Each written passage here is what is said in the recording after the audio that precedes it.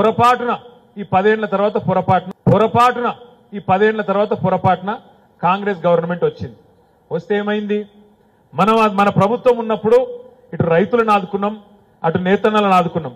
నేతన్నలకు బతుకమ్మ చీరలిచ్చి ఆర్డర్లు ఇచ్చి వాళ్ళ బతుకుదేరుకు తిప్పలు లేకుండా సిరిసిల్లలో అదేవిధంగా ఘర్షకుర్తిలో ఇంకా కొన్ని ప్రాంతాల్లో ఉండే నేతన్నలను అరుచుకున్నాం, చూసుకున్నాం. వాళ్లకు పొట్టకు బట్టకు తిప్పలు లేకుండా ఒదికు ఆడబిడ్డలకేమో ఒక చీర, బతుకమ్మకు ఒక చీర ఇచ్చినాం, వాళ్లకు బతుకుదేరునిచ్చే ప్రయత్నం చేసినాం. మరి ఈ ప్రభుత్వం వచ్చినాక అన్ని క్యాన్సిల్ చేస్తాంది.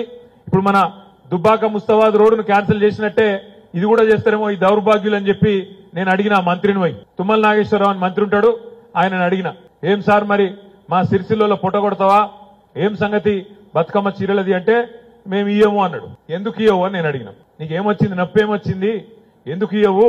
ఎందుకంటే 6 నెలలు ఆర్డర్లు ఇస్తే ఆ నేతన్నలందరూ బతుకుతున్నారు. మీరు కత్తి కట్టినట్టు రైతులకేమో నీళ్ళు ఇయ్యరు, నేతన్నలకేమో చీరల ఆర్డర్ ఇయ్యరు, ఎట్లా బతుకుతారు? నేను మంత్రి గారిని అడిగిన.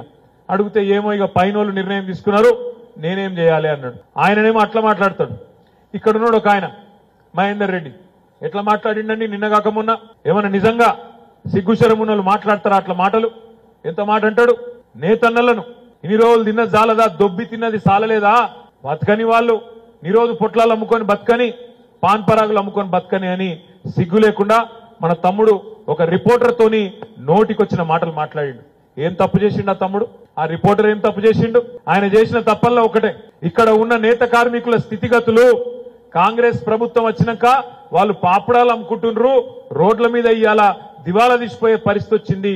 మళ్ళా సిరిసిల్ల ఉరిసిల్ల అవుతుందేమో అనే బాధతోని రిపోర్టర్ గా ఆయన పని ఆయన చేసిండు బాలు అనే తమ్ముడు.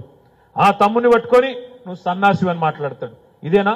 ఇప్పుడు 10 ఏళ్ళు మనం కూడా అధికారంలో ఉన్నాం, ఎవరినైనా ఒక మాట అన్నావా కాంగ్రెస్ వాళ్ళను?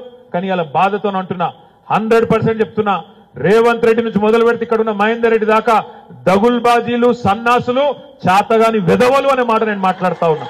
దమ్ముంటే నీకు చాతనైతే 14 కోట్ల రోడ్డు రద్దు చేసుడు కాదు, నీకు దమ్ముంటే ప్రజల మనసు గెలుచుకోవాలనుకుంటే ముస్తాబాద్ నుంచి దుబ్బాకకు నేను 2 లేన్ల రోడ్డు, డబల్ రోడ్డు నేను మంజూరు చేస్తే నీకు చాతనైతే దాన్ని 4 లేన్ల రోడ్డు చేయి, అట్లయితే ప్రజల మనసు గెలుచుకుంటావు తప్ప ఇచ్చిన దాన్ని రద్దు చేస్తారు ఎవడన్నా హౌలగాడు? ఇలా రద్దు చేసిపోయింది. ఇలా బతుకమ్మ చీరల ఆర్డర్లు రద్దు చేస్తాను. నా మీద కోపంతోని సిరిసిల్ల నేతన్నల కొంప ఉచ్చుకునే ప్రయత్నం చేస్తాను. కేసీఆర్ మీద కోపంతోని కాళేశ్వరం ప్రాజెక్టే దండుగా అని చూపెట్టాలన్న ఉద్దేశంతో చిల్లర రాజకీయం కోసం అక్కడ ఒక బుంగివడ్డా, పొక్కవడ్డా, కత్వగట్టి, ఒక చిన్న కత్వగట్టి దాన్ని మంచిగా చేయొచ్చు, కానీ చేయొద్దు. వర్షకాలం దాకా నానబెట్టాలి, అది కొట్టుకపోయేటట్టు చేయాలి, రైతులకు నీళ్ళు ఇయ్యద్దు, కేసీఆర్ ను బద్నాం చేయాలనే ఒక దివాలాకోరు దగుల్బాజీ రాజకీయం ఈ దిక్కుమాలిన ప్రభుత్వం కాంగ్రెస్ ప్రభుత్వం చేస్తున్నది.